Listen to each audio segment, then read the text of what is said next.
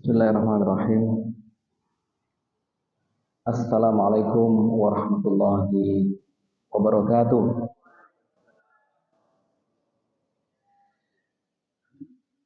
Alhamdulillahirabbil alamin. Allahumma shalli ala sayyidina Muhammadin wa ala alihi wa ashabihi ajmain.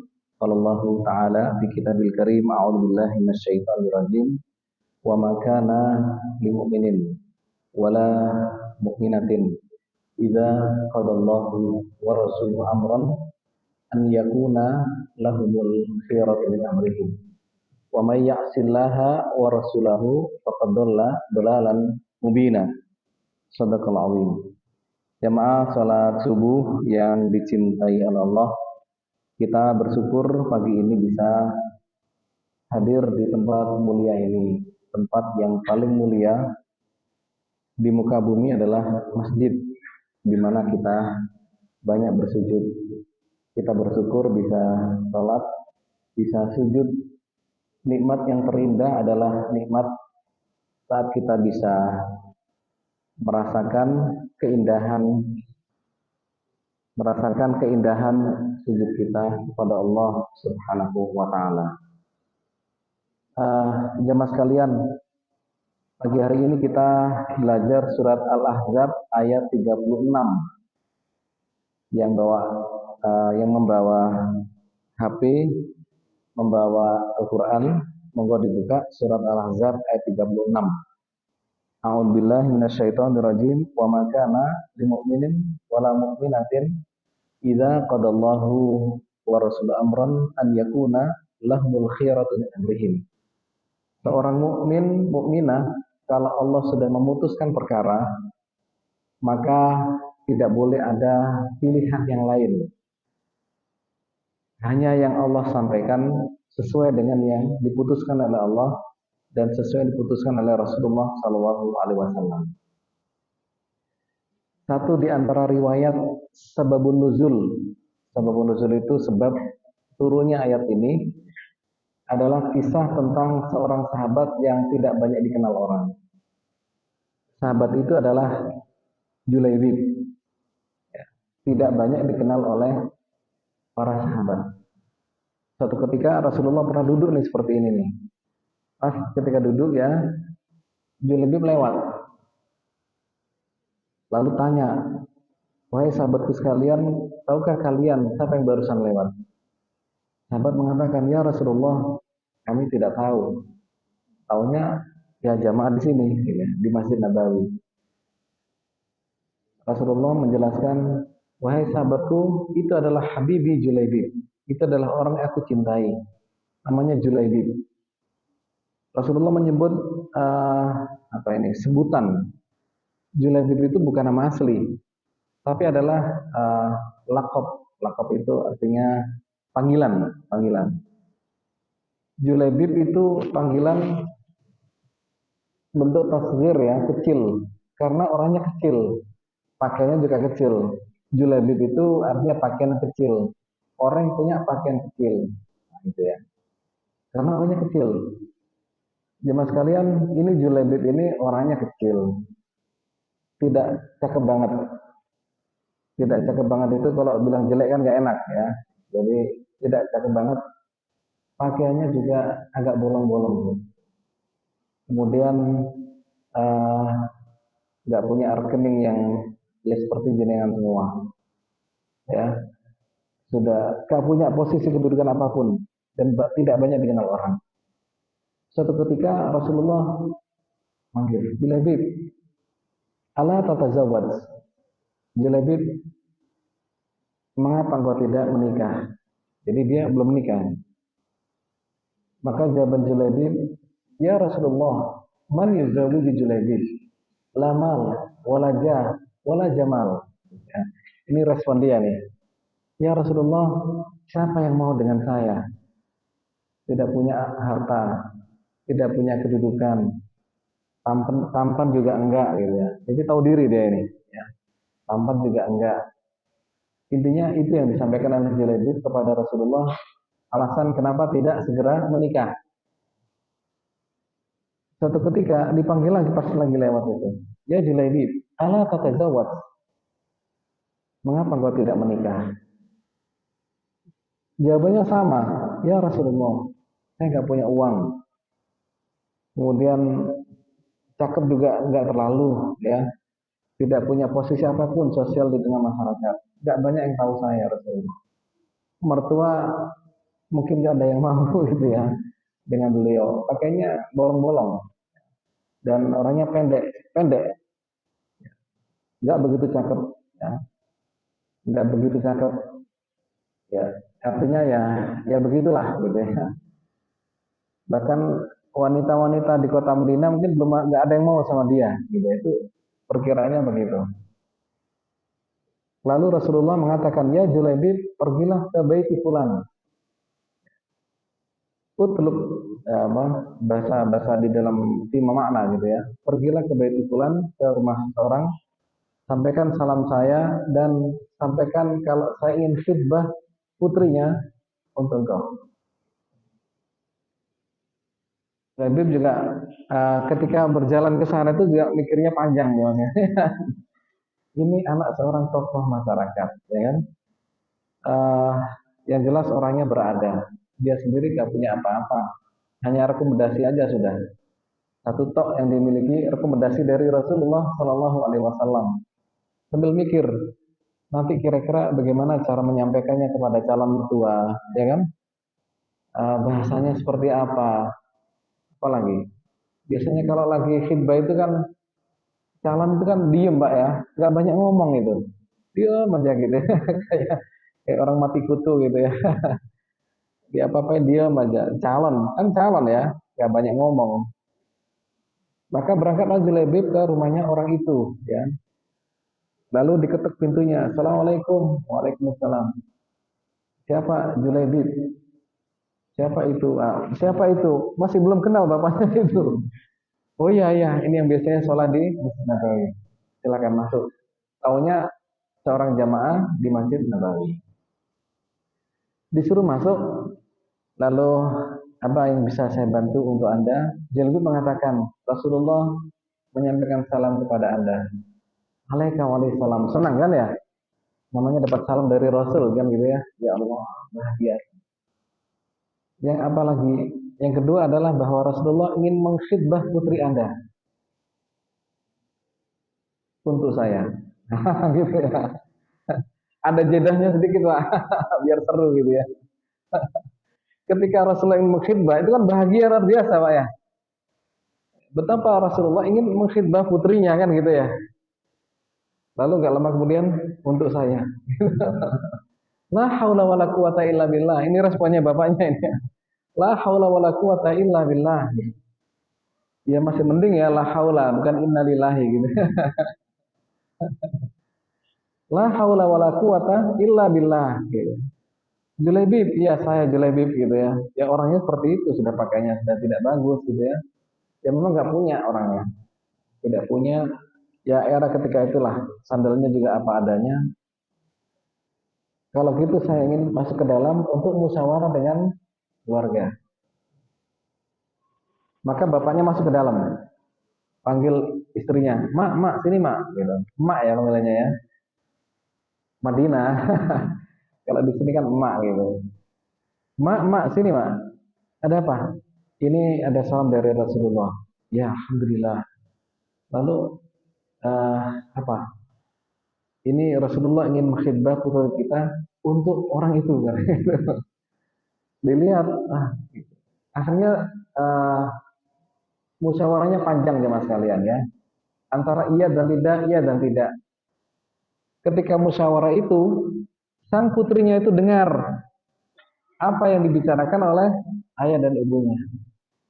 Ketika dia dengar, lalu keluar dalam riwayat Imam Nasai disebutkan, Abi, Umi, atarudduna ala Rasulillahi amroh.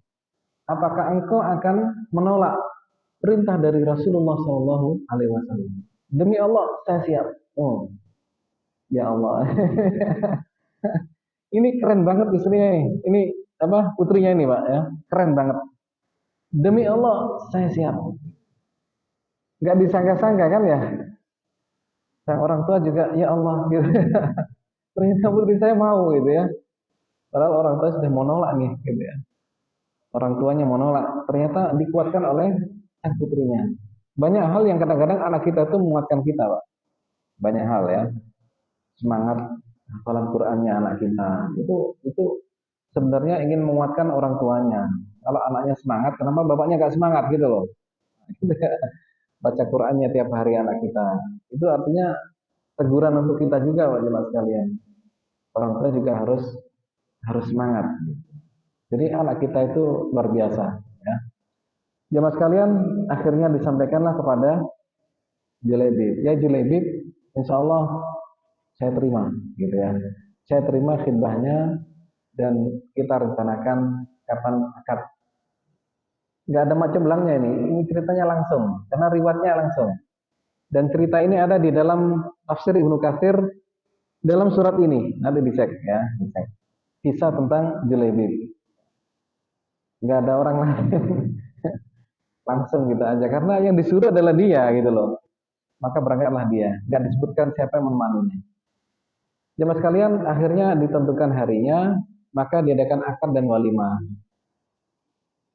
Akad walimah, begitu selesai akad dan walimah, ya, pas malam hari setelah sholat isya, ternyata saat itu, habis sholat isya itu, ada seruan dari Rasulullah untuk berangkat ke Bukit Uhud.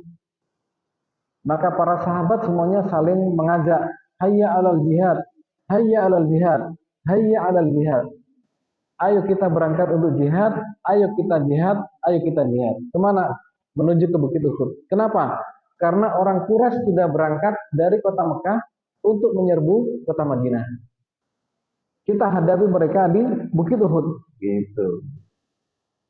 Kita pertahankan kedaulatan negara kita. Gitu kira-kira bahasa kita gitu ya. Kita pertahankan kedaulatan kota kita, kota Madinah. Maka para sahabat semuanya bersiap-siap jemaah sekalian. Daripada diserbu kan ya, dijajah kan gak enak. Apalagi kalau udah masuk dalam kota, wah ampun lah sudah. Maka semuanya bersiap-siap dan malam itu juga pada berangkat ke Bukit Uhud jemaah sekalian. Julaibib, nah ini ya, baru akad nikah nih ya. Kalau orang pendorosan paling maksud saya barangkali ya, mungkin izin dulu barangkali ya. Ya Rasulullah saya habis akad nih. Apa enggak ada? Betul ya, anak muda, mana anak muda ini ya. Kalau habis akad kan gitu ya, nggak masuk kantor selama 1 pekan gitu ya. Habis akad soalnya. Jamaah sekalian, ini ternyata Julaibib pada hari itu juga sudah musyawarah dan istrinya untuk berangkat ke Bukit Uhud. Bayangkan, hari pertama pernikahan itu malamnya itu ke Bukit Uhud jamaah sekalian. Untuk apa? Jihad menghadapi orang Quraisy. Siapa tahu malamnya datang atau paginya kan begitu. Ready, siap ada di sana. Bagi saya ini keren, keren Pak ya, keren ini Pak. Kenapa keren? Karena malam pertamanya itu, gitu ya, ternyata adalah berangkat ke Bukit. Hampir kita sulit menghadapi seperti ini, tapi Julaibib luar biasa. Jamaah sekalian, sampailah di Bukit Uhud dan peristiwa itu terjadi, namanya perang Uhud ya. Dan ada sekitar 70-an sahabat yang syahid di Bukit Uhud itu. Ada Hamzah dan ada beberapa sahabat-sahabat yang lain. Ketika selesai peristiwa Uhud itu, maka para sahabat mengumpulkan para syahid.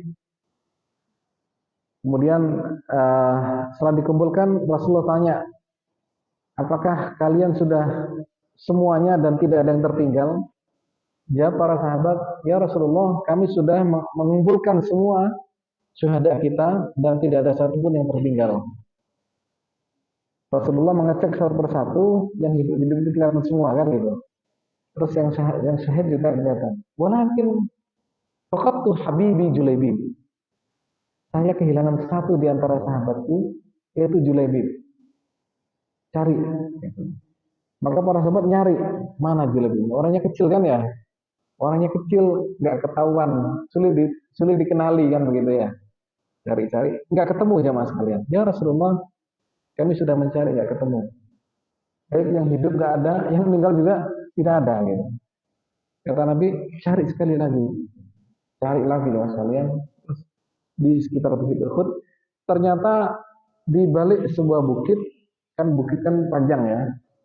Di salah satu balik bukit itu, disitulah Julaibib ditemukan. Dan di kanan kirinya ada 7 orang kafir yang tewas. Artinya apa? Julaibib itu menghadapi 7 orang kafir itu yang mereka kemudian tewas. Karena tubuhnya kecil, jadi nggak begitu ketahuan. Bayangkan, ketika hidup saja tidak dikenal oleh para sahabat, ya kan? Ketika wafat pun hampir tidak ditemukan jemaah sekalian. Betapa orang yang sangat tidak terkenal, betul kan? Mas Muslim rahimahullah, begitu dikasih tahu oleh para sahabat, Rasulullah segera meluncur ke tempat itu. Dan begitu nyampe di sana, maka disitulah Nabi meneteskan air mata. Bayangkan, sahabat yang bisa meneteskan air mata, jadi keren, ya, keren. Kenapa bisa meneteskan air matanya Rasulullah Shallallahu Alaihi Wasallam? Kan Rasulullah tahu kalau ini adalah malam pertamanya Julaibib gitu ya. Malam pertamanya ada di Bukit Uhud jemaah sekalian. Ya. Neteskan air mata dan mengecup keningnya jemaah sekalian. Kemudian Rasulullah mengatakan dalam riwayat Muslim, "Hadza minni wa ana minhu." Ini adalah bagian dariku dan aku bagian darinya. Ya, ya. Yes. Seakan-akan betul-betul Nabi itu sudah dengan Julaibib sudah klik, ya. Dia bagian dariku dan aku bagian darinya. Ya Julaibib, laqad qatalta sab'an minal kufar. Gitu ya. Julaibib, kesungguhanmu, jihadmu itu sudah jelas gitu ya. Engkau telah membunuh 7 orang kafir. Jadi murni, ya, ikhlas dan sebagainya. Rasulullah angkat itu jenazahnya. Bayangkan, seorang Nabi mengangkat Julaibib karena agak kecil ya, jadi enak. Diangkat lalu diletakkan di para syuhada yang lain. Jadi dengan ketika di Bukit Uhud itu kan ke sana mendoakan ya, ketika umrah atau haji kan datang sana mendoakan para syuhada Uhud. Satu di antara syuhada Uhud di dalam pagar itu, pagarnya tinggi kan ya. Satu di antara ya syuhada Uhud adalah, Anda harus ingat, ada Julaibib di sana. Dan itu adalah bukan nama asli. Saya cek itu, Julaibib ini siapa? Itu ternyata tidak ditemukan nama aslinya jemaah sekalian. Ya Allah. Ini unik jemaah sekalian ya. Sampai nama aslinya tidak ada di dalam sejarah. Tetapi sebutannya Rasulullah menyebutkan sendiri, namanya adalah Julaibib. Masya Allah. Ini orang tidak banyak dikenal, betul kan? Tidak banyak dikenal oleh orang-orang di Madinah. Para sahabat tidak kenal, tapi Allah cinta pada Julaibib. Jemaah sekalian, apa pelajarannya jemaah sekalian? Yang pertama adalah bahwa nilai manusia itu bukan pada rupa, bukan pada tampilan, tetapi nilai adalah pada iman. Rasulullah cinta pada Julaibib dan Allah juga muliakan Julaibib. Karena apa? Karena iman, bukan karena rupa. Rupanya pas-pasan dia, ya kan? Tapi iman. Inna akramakum indallahi atqakum. Yang paling mulia di antara kalian adalah yang paling. Jadi punya posisi jabatan sebagai menteri, sebagai apa, itu kan sementara jemaah kalian.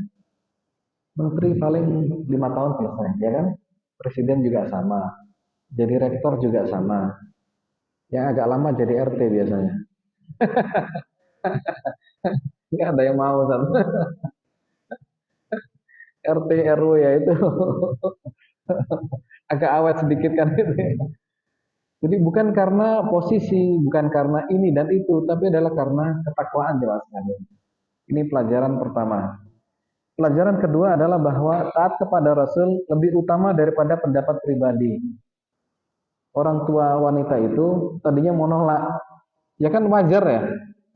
Ini orang tidak begitu punya orangnya juga tidak cakep kan gitu ya, tidak terlalu cakep dan macam-macam lah gitu ya. Hampir ditolak. Tetapi karena perintah Nabi jemaah sekalian dilaksanakan. Dan anaknya luar biasa.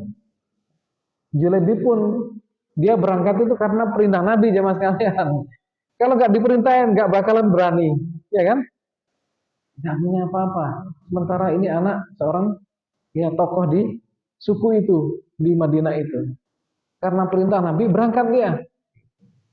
Jadi bagaimanapun pendapat pribadi kita itu, kalau ada sabda Nabi, ambil sabda Nabi. Ya. Wa makana limu'minin. Nah ini ayatnya Pak ya. Nah, ini pas ini ayatnya ini. Wa makana limu'minin wala mu'minatin idza qadallahu wa rasuluhu amran an yakuna lahul khiyarah.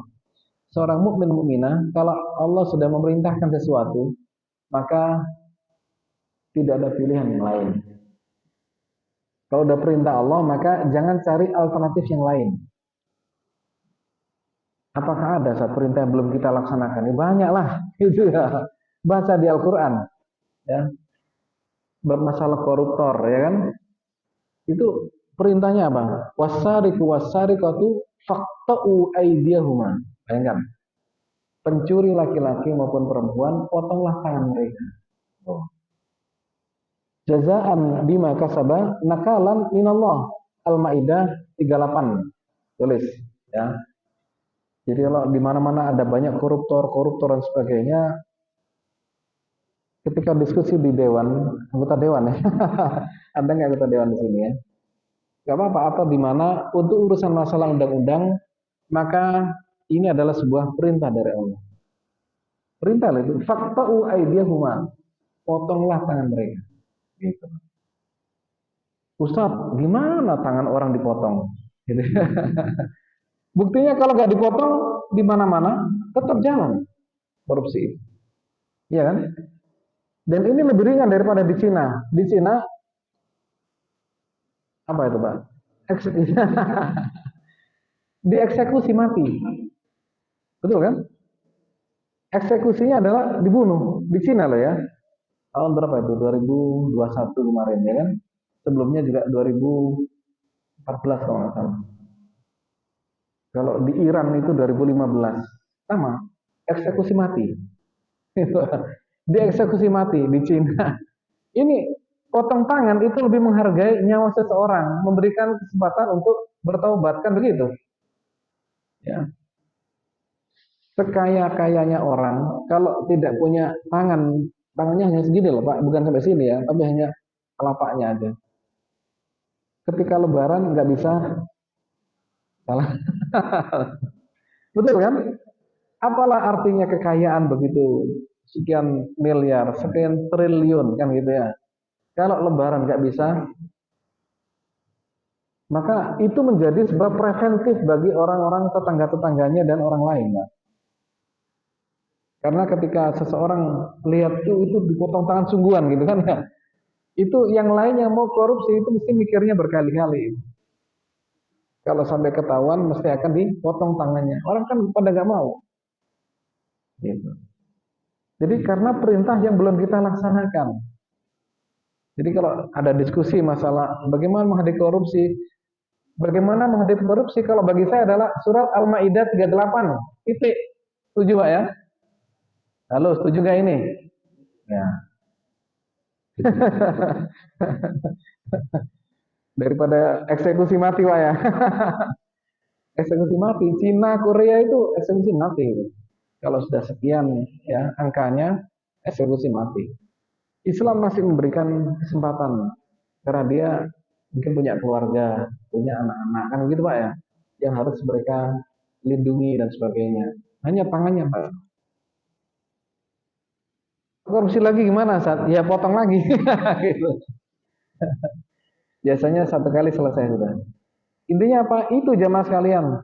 Jadi diskusi di mana-mana udah bagi saya adalah Al-Maidah berapa tadi? 38. Faktau kan kata perintah itu. Bukan memberikan alternatif, enggak itu. Saran, enggak bukan saran itu ah. Nasihat juga bukan nasihat. faqta'u aydiyahuma, potonglah tangan orang-orang itu.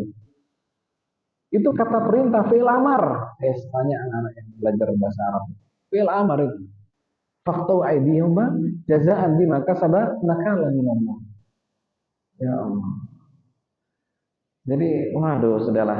Dan masih banyak ya ayat-ayat yang lain yang itu menjadi sebuah rambu-rambu hidup kita yang masih belum kita laksanakan. Kan ada yang secara personal, perintah itu ada secara personal, ada secara kolektif. Aqimus shalah, kan itu personal ya. Akhirnya terus juga kolektif dalam jamaah. Kalau faqta'u aydiyahuma itu gak personal, Pak. Itu harus berjamaah. Sama dengan jihad, ya kan ya? Itu berjamaah, nggak ada jihad sendirian, nggak ada ceritanya. Mesti ada pemimpinnya dan ada rencana dan semuanya di dalam sebuah negara. Jemaah sekalian, perintah-perintah Allah di dalam Al-Quran sangat banyak. Tanya aja kepada AI sekarang, kan ada AI sekarang ya. Dulu Google, eranya dulu Google zaman kita ya. Sekarang ada AI kan itu. Berikan perintah yang ada di dalam Al-Quran. Banyak ternyata. Kata-kata perintah di dalam Al-Quran. Banyak. Itu baru Al-Quran ya. Itu belum hadis. Kan itu ya. Masalah warisan. Nah, kan perintah juga sama itu. Ternyata di KUA itu dan di pengadilan agama itu, orang lebih cenderung untuk tidak dengan cara Islam. Yang itu ya. Ada dua kan pilihannya kan ya. Anda mau dibagi dengan cara Islam atau dengan cara yang satu lagi. Gitu ya. Yang ini adalah umum untuk mereka Nasrani, untuk yang agama-agama selain Islam. Ternyata lebih banyak yang tidak dengan cara Islam. Itu. Ya Allah. Padahal kaum muslimin ya banyak, ternyata banyak hal perintah-perintah itu tidak kita selesaikan secara Islam. Saya tidak ingin ada jamaah ketika bab warisan tidak mengikuti cara Islam. Ya, saya minta agar betul-betul ikuti dengan cara-cara, karena kita orang yang berpendidikan, orang ngaji lah. Gitu. Yang itu kan non Muslim harusnya, tapi yang nggak ngaji itu akhirnya katut ke sana, Pak. Itu ya, yang nggak ngaji. Jadi kalau punya saudara nggak ngaji itu sebenarnya kita nggak sedih.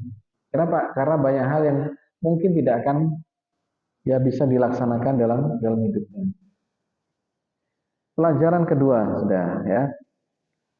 Naqbalu ma arada Rasulullah. Nah, ini kata-kata wanita itu. Jadi wanita itu juga luar biasa ya. Kalau ini perintah Rasul, demi Allah saya siap.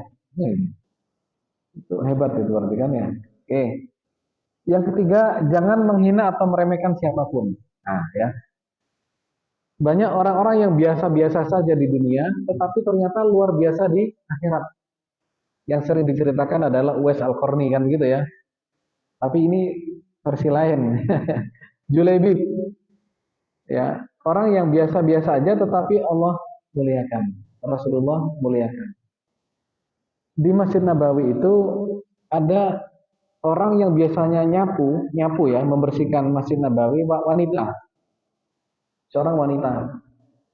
Pas ketika itu Rasulullah melihat kok gak ada wanita yang biasanya itu.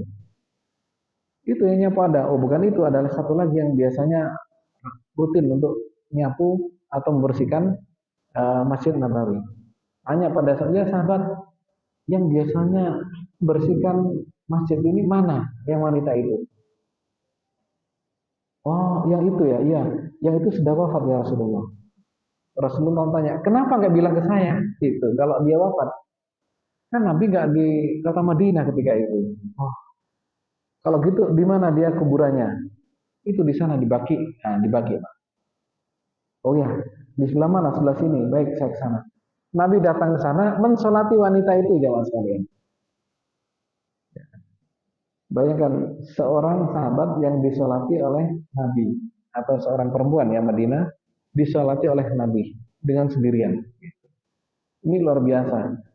Allah, Rasulullah muliakan orang itu, padahal tukang sapu, tapi mulia bagi Rasulullah Shallallahu Alaihi Wasallam. Maka ini menjadi sebuah syariat.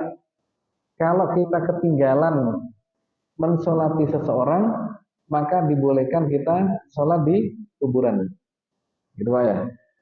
Jadi misalkan ini mayatnya gitu ya. Kalau laki-laki ya pas kepalanya lurus.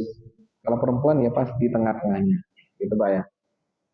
Ini boleh. Jadi dibolehkan sholat di kuburan, mensolati jenazah yang kita itu uh, ketinggalan dalam mensolatinya. Seperti kasus Rasulullah Shallallahu Alaihi Wasallam.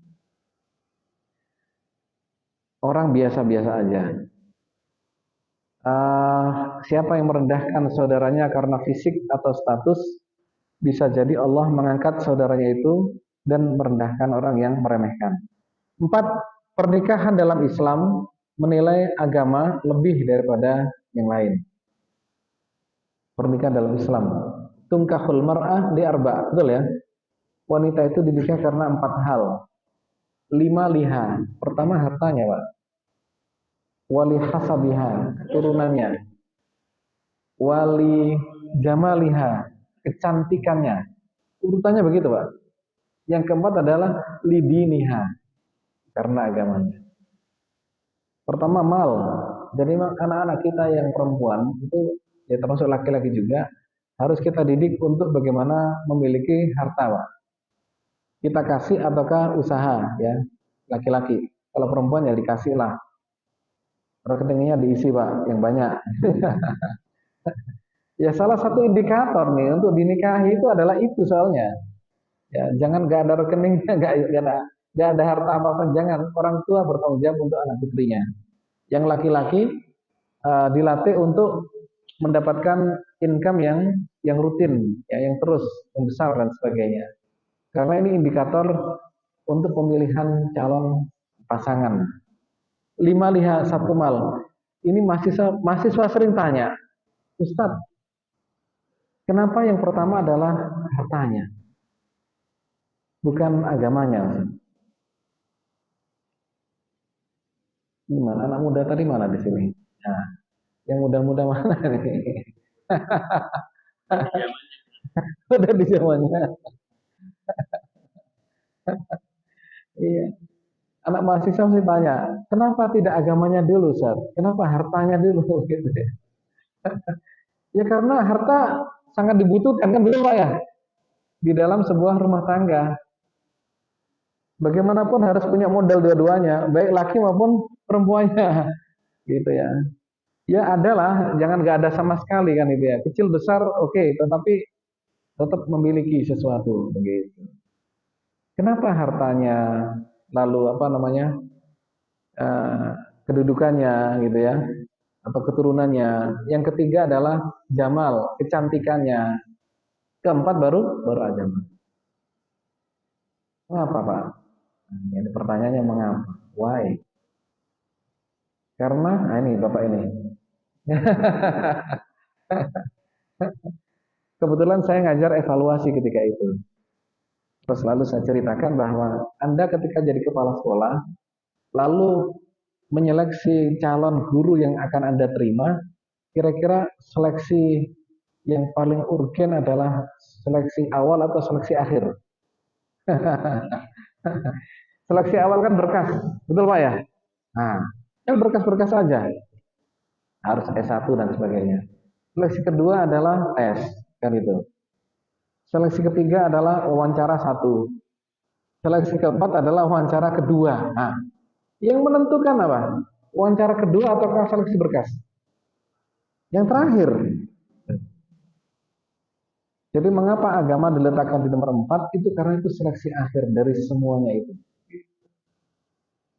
Halo, gitu ya. Seleksi akhir. Gitu.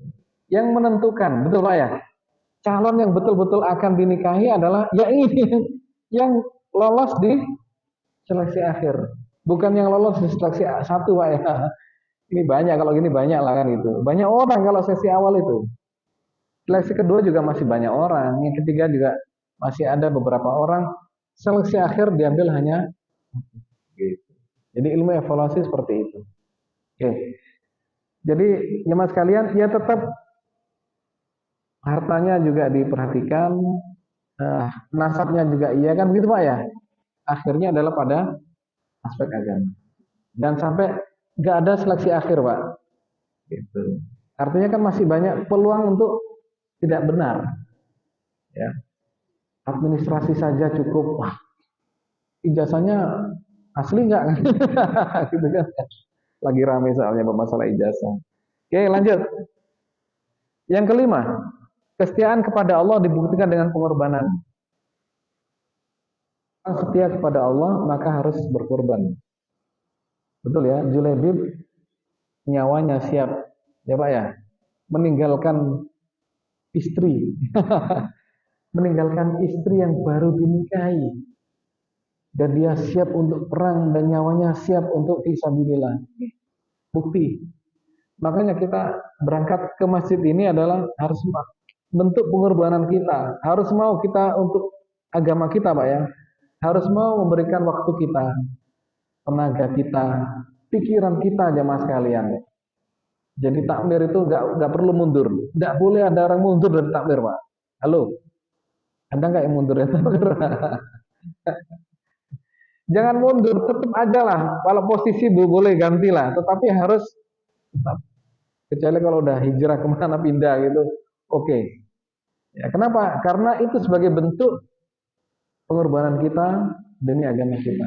Siap memberikan waktu, memberikan tenaga, pikiran, dan itu Pak ya. Terus pokoknya apapun yang kita miliki, siap berkorban. Oke. Termasuk infak-infak itu bentuk pengorbanan kita ya. Dulu sudah pernah saya minta untuk setiap hari harus infak. Namanya sedekah subuh. Kan sudah kita klik setiap subuh selalu terdebat uang kita. Alhamdulillah. Enak kita Pak. Sudah infak? Sudah. Kan SOP kita ya. SOP kita itu tahajud tiap malam. Baca Quran setiap hari. Sholat duha rutin. Infak setiap hari. Jamaah yang belum infak setiap hari, saya minta segera klik tanya pada takmir. Takmir kan ada grupnya ya. Tolong di-share di sana. Misalkan Imaniku misalkan ya. Ada aplikasi namanya Imaniku. Imani Q gitu ya, ada Q-nya. Itu memberikan kesempatan untuk infak subuh minimal 2000, minimal 2000. Soal berapa itu terserah kan gitu ya. Kita bisa ganti angkanya. Bisa ganti angkanya. Yang terpenting adalah bahwa setiap subuh kita selalu infak. Setuju Pak ya? Bu, ingatkan Bapak yang belum punya. Subuh selalu infak meskipun 2000 gak apa-apa. Naik lagi jadi berapa. Intinya setiap pagi subuh kita selalu infak jemaah sekalian. Itu SOP hidup kita. SOP ya. Wajib dari saya wajib ya. Oke. 6. Allah melihat kualitas hati bukan bentuk tubuh. Innallaha la yanzuru ila suwarikum.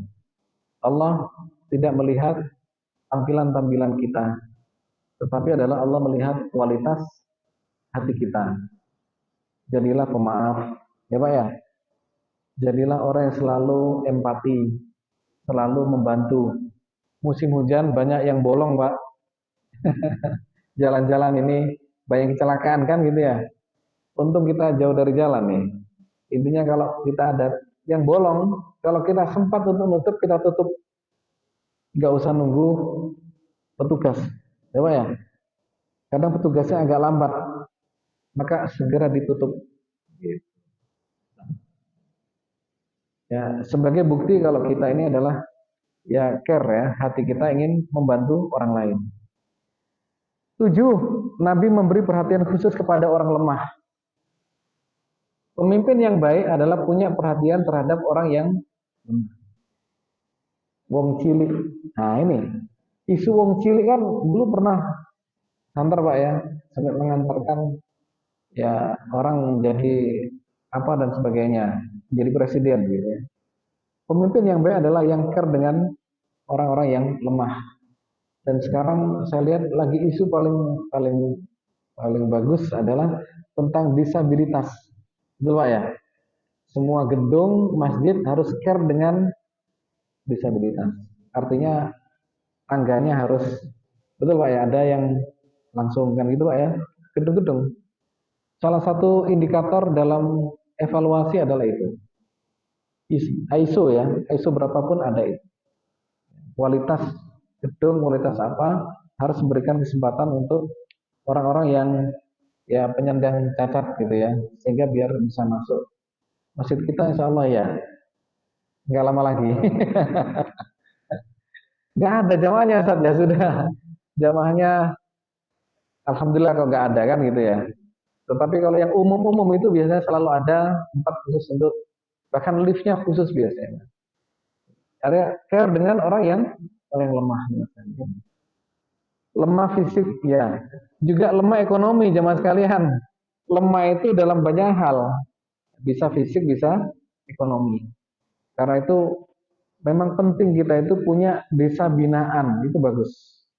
Ya, desa binaan yang kita sering ke sana, kita bantu semuanya gitu. Kan senang masjidnya kita perbaiki gitu Pak ya. Rutin kita infak di desa itu. Biasanya ini adalah programnya LAS biasanya Pak. LAS itu punya banyak desa-desa yang menjadi binaan mereka. Nggak ada salahnya kita kan gitu ya. Kerjasama dengan LAS boleh, personal dengan keluarga juga boleh Pak. Kita tuh senang ketika bisa membantu memperbaiki masjidnya, tempat wudhunya, karpetnya gitu Pak ya. Di desa-desa binaan banyak masjid-masjid yang tidak layak jemaah sekalian. Makanya harus sering-sering traveling lah kita itu. Betul Pak ya? Halo, Bu ya, traveling sama Bapak ke tempat-tempat pelosok-pelosok. Kalau nggak tahu daerah-daerah yang minus, kontak aja pada salah satu LAS. LAS kan banyak ya. Ada LMI, ada apa itu? Muhammadiyah punya, NU punya, Basnas juga ada gitu ya. Tinggal kontak mereka di mana ada tempat-tempat dan desanya namanya apa gitu. Dikasih tahu nanti akan kalau Anda meluncur ke sana, Anda akan lihat bagaimana masjidnya. Ini kan mau Ramadan ini. Mau Ramadan. Rutin biasanya dalam mic, Pak. Mic mic ini mic ini Ramadan itu harus selalu mau Ramadan itu selalu dicek. Ya, Pak ya. Jangan sampai pas masuk Ramadan mic-nya mati rusak. Dan ini masalah banyak di musola-musola, di masjid. Kita bahagia ketika bisa membelikan ini, ngasih karpet yang empuk. Ini empuk ya, alhamdulillah ya. Seperti di Masjid Nabawi gitu ya. Kalaupun tidak semuanya, paling enggak separuh atau pertama, itu sudah itu rekreasi kita itu di situ jamaah sekalian. Anak kita didik untuk selalu membantu orang lain. Punya desa binaan, PR, PR lagi nih. Ustaz ngasih PR terus. Ya karena guru, dosen ya beginilah. Sering ngasih PR pada mahasiswa. Punya desa binaan, tinggal kontak nama desanya apa gitu ya. Yang minus itu kondisi yang marah, tinggal pilih kotanya, kota mana, apakah Pasuruan ataukah ini atau Surabaya. Ternyata Surabaya juga ada sebagian daerah-daerah yang agak-agak padat itu. Jemaah sekalian, desa binaan itu penting untuk melatih anak-anak kita, dan saya yakin kita tuh senang di sana Pak. Kenapa? Karena kita bisa membantu masjidnya, tempat wudhunya, mic-nya, karpetnya. Ketenangan tuh enak. Ada yang dirindukan nanti itu. Saya mau datang sana gitu ya. Allah. Itu satu titik. Kalau dua, alhamdulillah. Akan sering traveling nanti. Jadi ada alasan untuk traveling apa? Membantu orang, membantu jamaah, membantu apa ini? Tempat ibadah kan luar biasa. Lanjut. PR saya ya. Oke. Yang kedelapan, ketulusan cinta Allah lebih besar daripada cinta manusia. Jadi Allah cinta, Rasulullah cinta, dan cinta Allah dan Rasulnya lebih besar daripada cinta manusia itu. Sampai Rasulullah mengatakan, hadza minni. Kan nggak kebayang oleh Julaibib ya, kalau Rasulullah itu cinta pada dirinya kan gitu. Rasulullah, hadza minni wa ana minhu. Rasulullah lebih cinta kepada julebib daripada julebib sendiri kepada lain. Jika Allah mencintaimu, maka tidak penting jika manusia tidak mengenalmu. Masya Allah. Jika Allah mencintaimu, maka tidak penting jika manusia tidak mengenalmu. Nggak penting manusia itu kenal. Makanya tidak harus semua orang itu terkenal, Pak. Tidak harus semua orang terkenal. Tidak terkenal, tidak apa-apa. Ya kan? Tidak terkenal, tidak di ini, nggak apa-apa. Karena apa? Yang penting menjadi orang yang baik. Yang penting manfaat. Nah, gitu Pak ya. Itu yang terpenting. Terkenal, suatu ketika kena batu, Pak. Kena batu, kenapa? Ada kasus, kan diungkit. Ente dulu anti korupsi, sekarang ternyata ente korupsi. Kan gitu ya, jadi masalah itu ribut. Ya Allah, memang repot jadi terkenal itu. Repot Pak ya.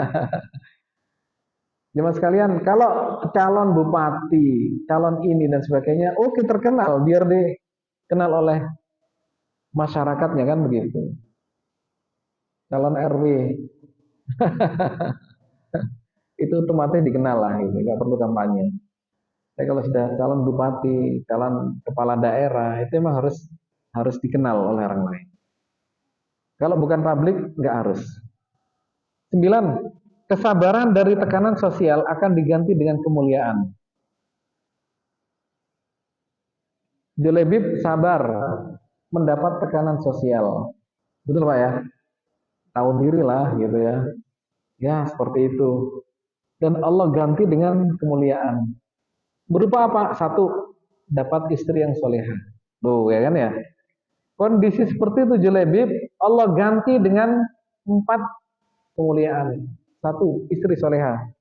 2. Wafatnya dalam keadaan syahid. Oh, keren kan ya? Meninggalnya dalam keadaan syahid di perang Uhud, didatangi oleh jamaah Pondok Rosan setiap tahun. Betul Pak ya? Setiap tahun kan selalu ada yang ke Tanah Suci kan? Anda ini gantian kan? Datang ke Bukit Uhud, didoakan. Oh kan gitu. Ya Allah. Istri soleha, mati syahidnya di Uhud, didoakan orang sedunia. Sedunia loh itu Pak. Orang sedunia datang ke sana dan mendoakan di Bukit Uhud itu. Yang ketiga, Nabi memuji Julebib. Yang keempat, namanya diabadikan di dalam sejarah Islam.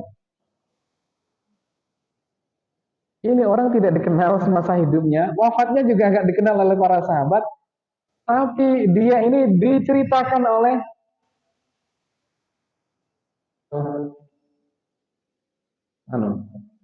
oh ya,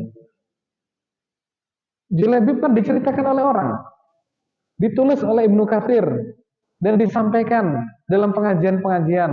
Ya. Kan diomongkan oleh anak kita nanti juga sama, oleh cucu kita juga akan belajar ini. Jadi tidak dikenal tapi menjadi orang yang dibicarakan di dalam sejarah yang tidak pernah berhenti. Ini kemuliaan yang Allah berikan pada Julebib.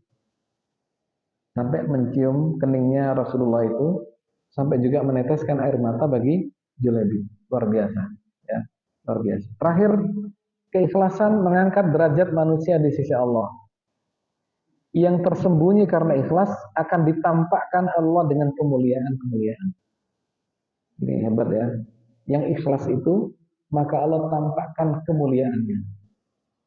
Saya melihat banyak pesantren besar-besar itu Pak. Itu karena keikhlasan para perintisnya. Gontor misalkan, kan besar. Ada di mana-mana, cabangnya di mana-mana. Itu keikhlasan orang-orang yang ada di mereka yang memulai pesantren itu. Bahkan mungkin bisa berdarah-darah ketika mendirikan itu, era ketika itu, ya kan ya. Unmu Malang, wah, itu juga awalnya susahnya luar biasa itu, berdarah-darah itu sama. Jadi harus kita mau berdarah-darah, keikhlasan kita harus muncul, maka Allah ganti dengan kemuliaan. Jangan pernah kita berpikir enak terus, enak terus, tidak bisa. Siap untuk apapun kita. Masjid itu juga awalnya juga, waduh, awalnya Pak ya, biasanya rata-rata tempat ibadah apa itu awalnya mesti ruwet, ruwet Bu ya, ruwet bin ruwet semuanya. Pesantren juga sama, ruwet bin ruwet, yes. Tapi orang taunya udah jadi gede, ya gitu kan? Wah, udah hebat. Itu dulu awalnya, waduh, susahnya luar biasa. Maka jemaah sekalian, saya mengajak, mari Anda, kita harus mau masuk ke wilayah seperti itu. Mau bersusah-susah. Dengan apa? Keikhlasan. Setinggi keikhlasan kita, maka Allah jadikan kemuliaan yang setinggi-tingginya di sisinya. Demikian jemaah sekalian, intinya adalah bahwa surat Al-Ahzab 36 hari ini, bahwa apapun perintah Allah dan Rasulnya, maka tidak ada pilihan yang lain. Seperti Julaibib, seperti istrinya Julaibib. Diskusi kita tidak untuk mencari alternatif, tetapi adalah untuk bagaimana melaksanakan perintah Allah. Ya Pak ya, melaksanakan perintah Allah untuk urusan kita sehari-hari. Itu diskusi kita, nggak perlu cari alternatif. Dan masih banyak masalah-masalah yang belum memang terlaksana oleh kita. Kita akui jujur. Cukup jemaah sekalian, mungkin ada yang mau cerita boleh, yang kaitannya seperti mirip-mirip Julebi boleh ya. Saya cakep juga enggak, alhamdulillah dapat pasangan. Ya itulah. Jadi dapat pasangan di mana? Di masjid. Tuh, ya kan? Julebi kan dapatnya di masjid. Anak muda, halo. Cari pasangan itu, ya Bu ya, masjid dong basisnya gitu. Julebib ini pasangannya dapat dari masjid kan? Nabi panggil, hey. Maka kamu mau dapat pasangan yang baik, masjid. Dapat mantu yang baik, calon mantu yang baik, calon mantu yang sering ke masjid. Setuju Pak ya? Boleh tanya kira-kira ya, kamu sholatnya di mana? gitu. Rutin nggak ke masjid? Nggak apa-apa, boleh kan ya? Nggak ada salahnya calon mantu ditanya begitu. Kan dia diem aja calonnya itu. Ya Allah, monggo silakan Pak. Jadi basis masjid ini luar biasa. Cerita Bu? Kalau enggak kita doa. Namanya Julebib, ya jangan keliru. Nanti tolong di klik di Google ya, di share ke jamaah nggak apa-apa. Kalau ada link yang cerita tentang Julebib, ya, ya secara narasi gitu ya, dan riwayat ya yang ada di dalam hadis itu boleh diklik share ke jamaah. Termasuk asbabun nuzul, sebab nuzulnya ayat ini bisa di share. Kisah tentang Julaibib. Oke. Al-Fatihah. A'udzubillahi minasyaitonir rajim. Bismillahirrahmanirrahim. Alhamdulillahirabbil alamin arrahmanirrahim maliki yaumiddin. Iyyaka na'budu wa iyyaka nasta'in shiratal mustaqim shiratal ladzina an'amta 'alaihim ghairil maghdubi 'alaihim waladdallin amin. A'udzubillahi minasyaitonir rajim. Bismillahirrahmanirrahim. Rabbana zalamna anfusana wa illam taghfir lana wa tarhamna lanakunanna minal khasirin. Rabbana la tuzigh qulubana ba'da idh hadaitana wa hab lana min ladunka rahmah innaka antal wahhab. Allahumma innaka ta'lamu anna hadhil qulub qad istamat ala mahabbatik wal taqat ala ta'atik wa tawahhadat ala da'watik wa ta'ahadat ala nusrati syariatik. Wasikillahumma rabitataha wa dimuddaha wahdiha subulaha wamla'ha binurka alladhi la yahbu washrah suduraha bifaidil imani bik wa jamili tawakkuli alaik wahya bimafatik pamit ala syahadati bisabilik innaka ni'mal maula wa ni'man nasir. Rabbana atina fid dunya hasanah wa fil akhirati hasanah wa qina adzabannar walhamdulillahirabbil alamin. Assalamualaikum warahmatullahi wabarakatuh.